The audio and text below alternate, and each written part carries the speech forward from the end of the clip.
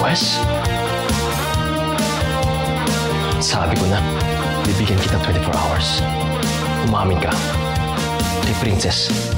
Sa lahat. Legal na tong business natin ngayon. But it doesn't mean na I will accept defeat. Siyempre, kapag umayaw sila, I will burn them to the ground kung kinakailangan. Huwag ka na mag-delay, Princess! Ikaw ang spy dito! Hoy! Hindi ho ako!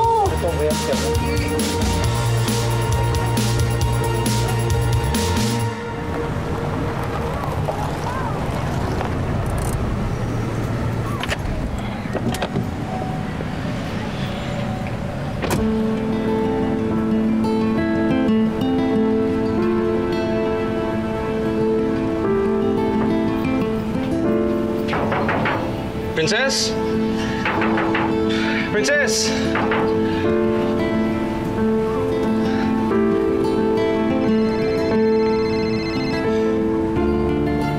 Hello? Nandito na ako kina Princess. Nasaan yung mga tao? Nasa barangay kami. May pamiting sikap. Nagkakainitan na ngayon. Si Princess pang nasisisi. Ito na ang right time para umamin ka. Okay, sige.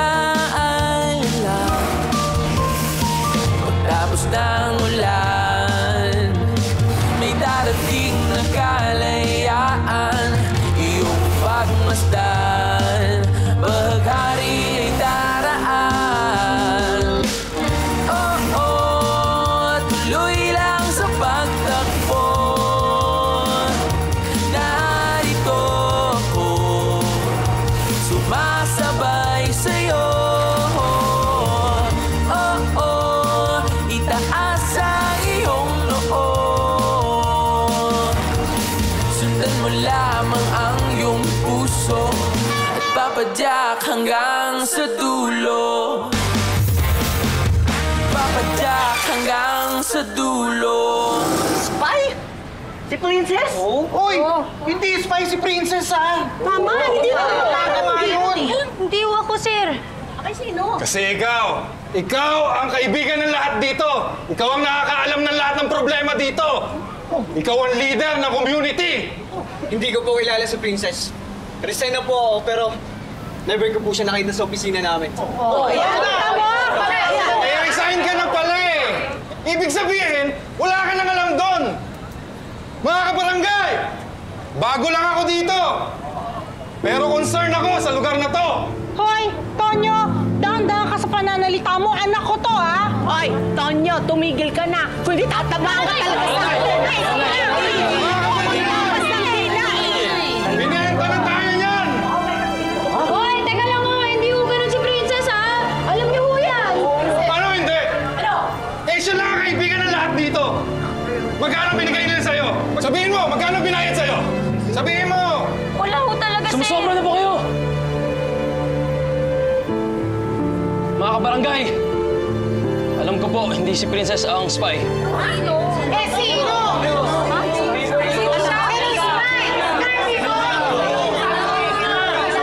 Ano alam mo?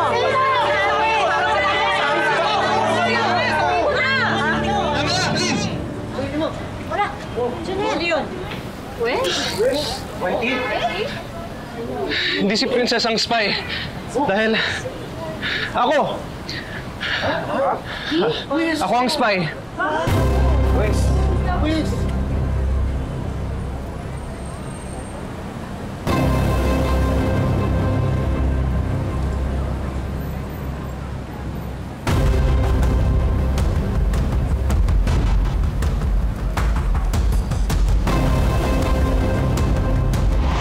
Success ang pag-penetrate natin sa ulo. Although, kailangan gamitan ng special forces ang DOS. And of course, ang tres. How about the others? Sa Ace is also easy kasi mga mukhang pera sila eh. Yung 4 naman, we're getting there. Yeah. Medyo mabagal. At ang 5? In short, wala, 0? Ano nangyayari sa inyo sa missions nyo sa 5? Kumusta nga pala yung anak-anakan ko na pinasok ko? Masipag naman po.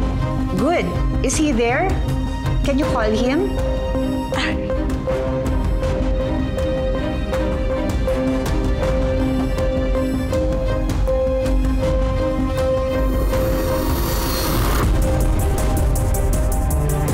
Wesley! Kumusta? I'm okay, tita. I mean, madam, thank you pala for helping Dad out. Wala yon, Wesley. Baka gusto mong ikaw na lang gumawa ng documentation ng 5. I'll try po. Pero this will be my first project. Hindi pa masyadong experienced yung team ko. I'm sure you'll do well. Maasahan ba kita? Of course, tita. I mean, madam.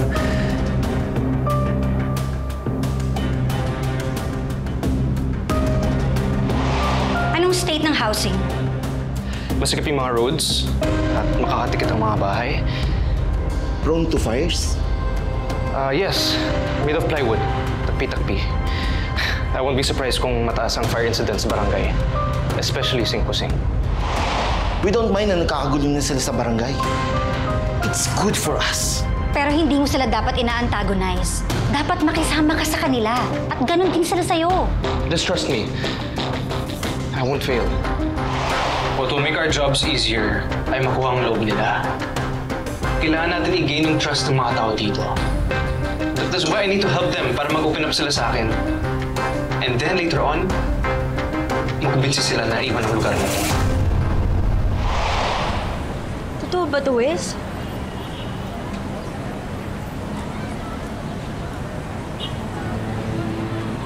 Yes po. Ako po si Wesley Yuzon. Nagtatrabaho po ako sa SV Realty.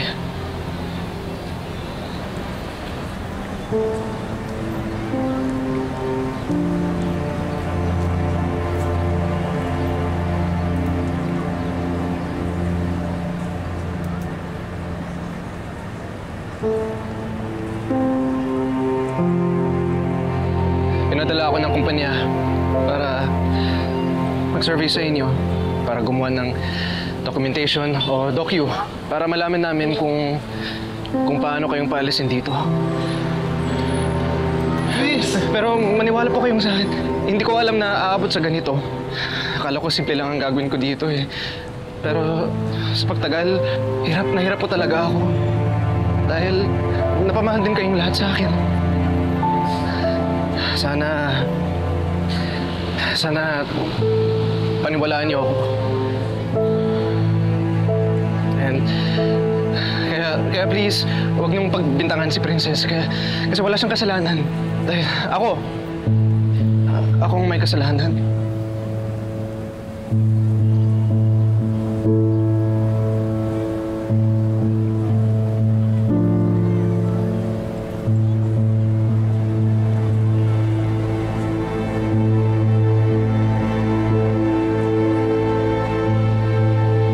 Niloko mo kaming lahat. Yes. I'm sorry. Akala ko maganda ang intentions ng company ko. Akala ko maayos nila kayong papakisamahan. Pero... Whitey, bakit ganun? Oh! Di ba alam ko? Whitey! Whitey! Pinakisamahan ka namin ng maayos dito, pero anong ginawa mo? Kaya nga! Whitey, bakit? Magpaliwanag ka. Mama, magpaliwanag ka. Niloko mo kami, bakit? Ha? Natiwala ako sa'yo! Niloko mo kami! Niloko mo kasi! Niloko mo kami! Akala mo ito ginanti mo sa amin?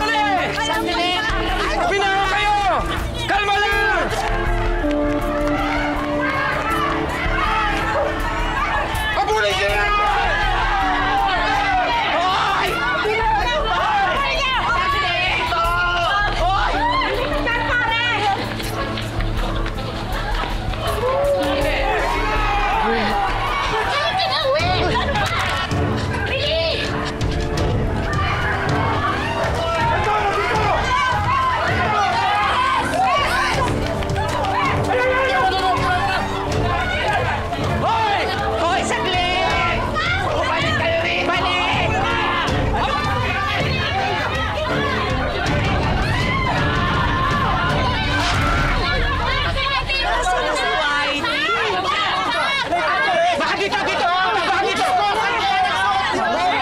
Hindi, kilala ko yung si Whitey. Dito pupunta yun. Hindi, mas kilala ko si Whitey. Doon pupunta yun. Kaya. Magsitigil nga kayong dalawa. Mga lasing pa kayo. Hindi naman kayo nakakatulog. Hindi naman uminom eh. Hindi ako makapaniwala na magagawa sa atin ni Whitey ito. Pagkatapos na pakitaan natin siya ng kabutihan, ito pa igaganti niya sa atin. Di ko alam na may maitim na balak para sa atin si Whitey. Pinagkatiwalaan ko pa siya. Madami pa ako sinabi sa dokyo niya. Sandali! Huwag na kayo makonsensya. Ako ang may kasalanan. Masyado kong pinagkatiwalaan si Wes. Inutusan ko pa siya na igawatin ng dokyo. Ako ang kapitan dito, tapos ipinahama ko kayong lahat. O, teka lang mga kabarangay. Huwag natin sisihin si Cap. Di naman niya alam yun eh. Oo nga. Walang kasalanan sa Ernie. Sa totoong boy, gusto rin naman natin tumulong kay Whitey eh. Siya nga naman, malay ba natin kung niloloko tayo, pero pare-pareho tayo na biktima rito. Tama. Ano pang hinihintay nyo? Magdadramahan na lang ba tayo dito? Tama si Dok. Stop with the victim blaming. Let's go. Ganito na lang. Mag-iwalay tayo para ma-corner natin siya. Sugod, mga kapatid!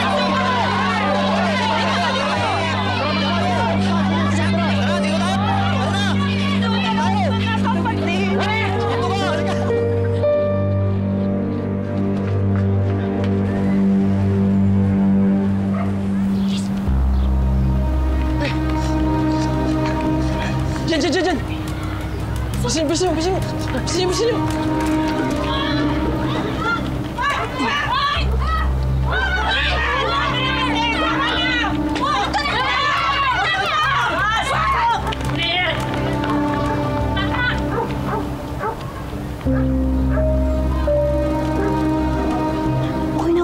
Okay na. Lumagpas sila, halika na. Tara, dito muna tayo. Uy, hindi. Dito tayo. Saan tayo pupunta? Basta sumama na lang kayo sa kapamunod kayo, bilis.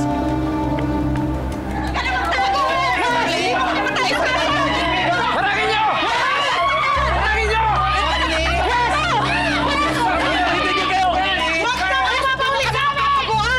Negative si Whitey sa matinaanan namin. Parawan niyo na. Pumunta tayo sa barangay at doon tayo mag-usap-usap ng mahinahon. Oo nga. Sumunod na lang tayo kay Cap, please. Stop, Ernie. Espiya si Whitey. Pinagkadulo niya kami. Saan siya? Parawan niyo na, nakikiusap ako sa inyo. Daanin natin sa diplomas siya. Huwag natin kaanin sa dahas. Hayaan niyo makausap ko si Wes. Oo, tama si Cap. Anong diplomasya? Bahay at kabuhayan na kataya dito! Kayo! Papayag kayo mawala ng bahay at kabuhayan dahil sa lalaki yan! Kung ganon, tulungan nyo na lang kami hanapin si Wes. Sukat!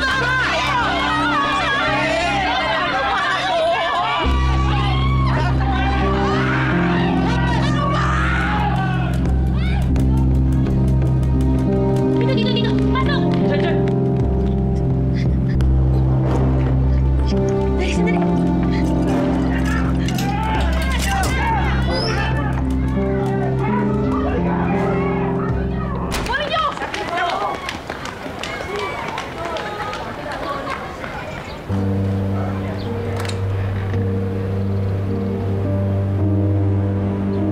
Wala na sila.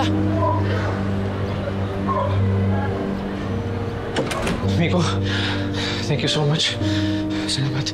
Princess, thank you. Ano na ako?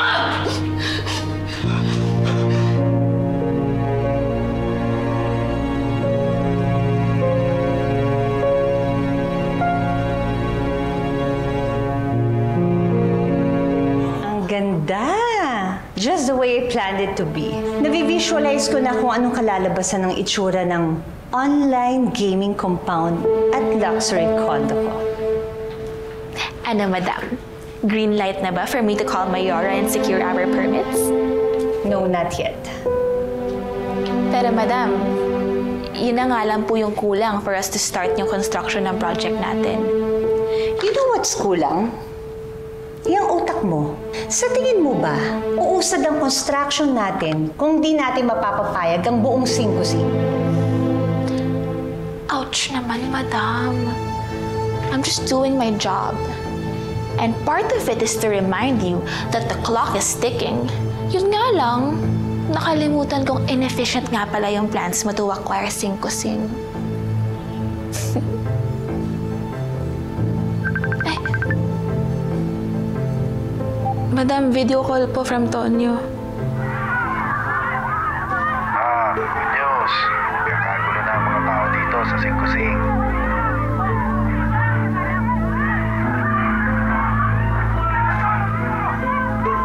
Ano nga ba sinasabi mo kanina? Inefficient yung plan ko.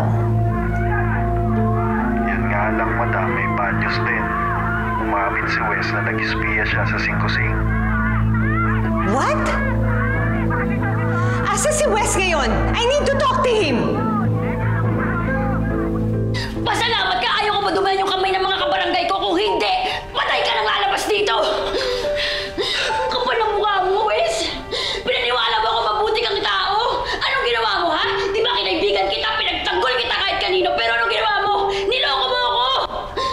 Niloko mo, hindi lang ako, hindi lang yung buong pamilya ko, buong barangay namin! Kapal ang mukha mo!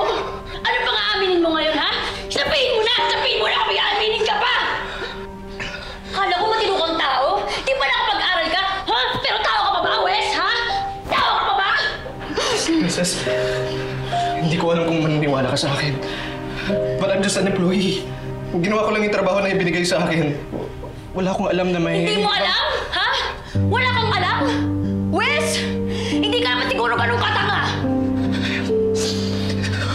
Okay. Alam ko na planong bilhin ng company ko yung mga lupa niyo. Pero I was made to believe na it was meant to make your lives better. Na ililipat ko sa mas magandang lugar. To start something new and different. Huwag ka na magpalusot! Lumabas na sa bibig mo, di ba na may alam ka? Sa dami pagkakataong ginulo mo kami dito sa barangay namin. Ni isang beses, ha? Ni isang beses di mo man ang naisip sabihin sa akin? Believe me, I tried. Okay? But lagi ako nauunahan ng takot. Ayoko din masira yung binubuo natin. Ayaw mong masira? O pwes-wes ngayon, wala na tayo! Kung ano mang binubuo natin, sira na! Princess, please. Maniwala ka naman sa akin. If I had a choice, hindi ko napipiliin yung trabaho na yan. I did it for my dad. To pay his bills. Kapit ako sa patalim. Para sa tatay mo, ha? Ha? Para sa tatay mong manuloko? Para sa tatay mong pinatay yung tatay ko, ha? Sis.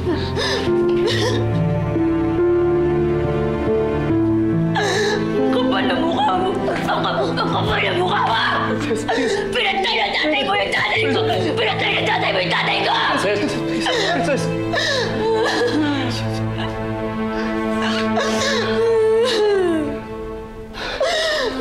Tama na, pare. Tama na. Pare, please. Last na to. Isa lang. Okay.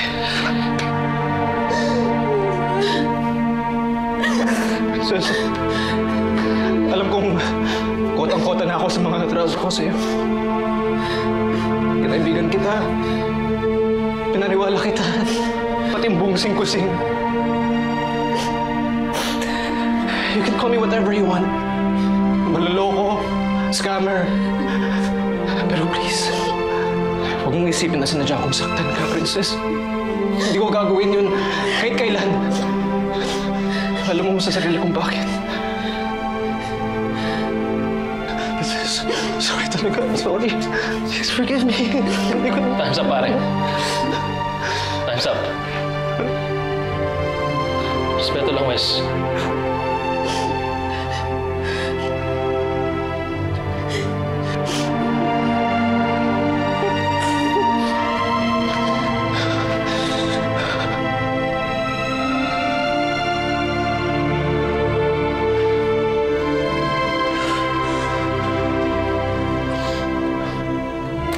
Mabuti pa umalis ka na, Wes.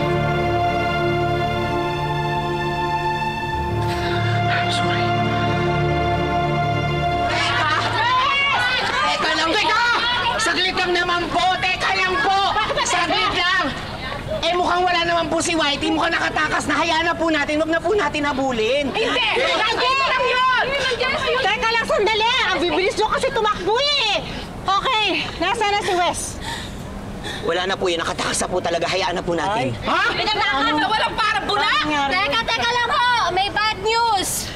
Si Ate Betcha, hindi niya po kinaya. Wala na siya. Oo, nyo. Kapag pinatapos ng chismis sila, katapusin mo muna kasi. Sabi niya na wala. Ano? Good news po, buhay pa si Ate Betcha. Buhay pa! Kalma po muna kayo. Pero wait lang, may bad news pa din. Wala pa rin siya sa klinik ng ibang tanod dahil tumaas ang BP niya at hindi siya makahinga. Wawa naman ang Kaya sinasabi ko sa inyo na huminahon na kayo, huwag nyo nang habulin si Wes. Diba? Gusto nyo ba masunod doon kay Ate Betchay?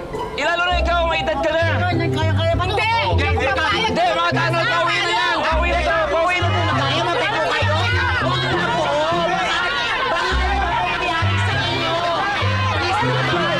Sige, kumakaintag kayo. Halika na. Please. Malis ka na, Wes.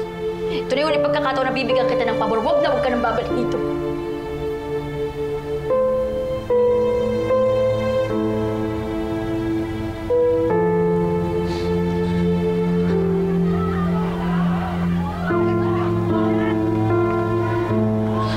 Takbo! Bilis!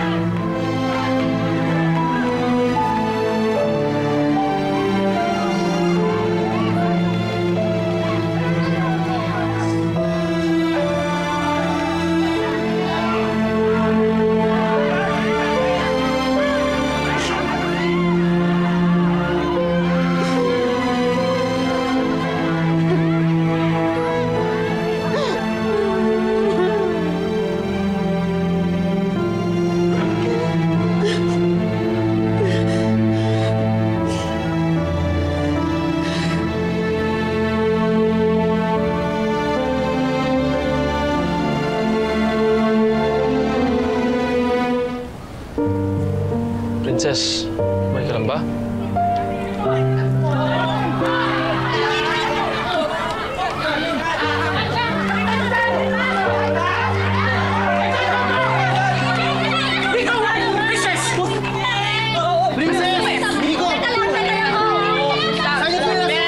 Tinakasan niya kami. Tinakasan? Miko, ang sabihin ninyo, pinatakas ninyo! Oo! Princess! Di ba, pinatakbo mo pa siya kanina? Nasa si Wes!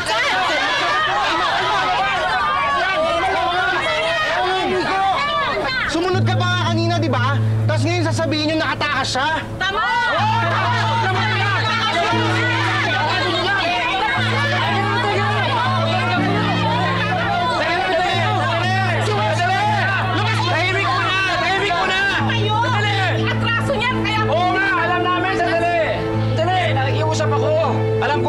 Atraso ni Wes sa atin. Pero mas gugustuhin ko pa kung pinatakasan ni Princess at ni Miko dahil yun lang ang paraan para maiwas sa gulo. Alam niyo may tamang forum para pag-usapan to. Hindi sa kalye at hindi sa marahas na paraan. Kaya nakikiusap ako sa inyo. Bukas ng umaga, pumunta kayo sa barangay. Alas 8 ng umaga. Pag-usapan natin to. Sa ngayon, umuwi muna kayo. Hindi. Tama. Gusto lang ay mahanap si Wes. Nakikiusap ako. Nakikiusap ako. Nakikiusap ako! Sige na! Sige na! Nakikiusap ako, please! Please! Uwi mo na yan! Uwi mo na yan!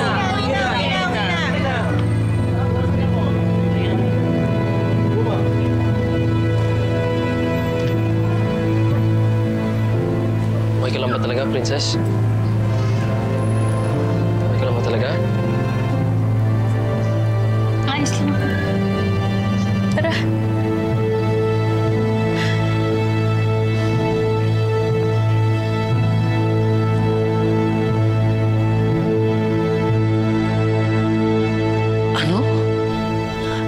Mabuti nakalabas ka ng buhay sa 5 Sim. alam mo naman yung mga tao doon, di ba? Iba sila kung magalit. Handa silang pumatay para lang sa prinsipyo nila sa buhay. Salamat kay Princess. Tinulungan ka ni Princess? Sila ni Miko. Eh, mabuti hindi sila galit sa'yo. Kapal ng mukha mo, Wes! Pinaniwala mo ako mabuti kang tao? Anong ginawa mo, ha? Di ba kinaibigan kita, pinagtanggol kita kahit kanino, pero anong ginawa mo? Niloko mo ako! Niloko mo, hindi lang ako, hindi lang yung buong pamilya ko, buong barangay namin! Wes, Madam? Si Madam? Madam, good evening po, ma'am. Oh, traidor!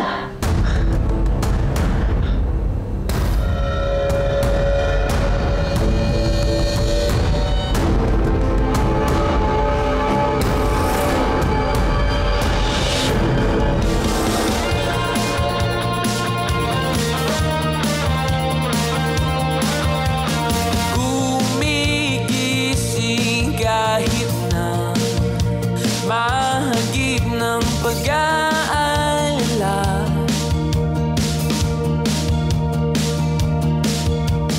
Alas 5 ng madaling araw, ika'y nagsisimula. Ang bigat-bigat na kasi hindi ko na kaya.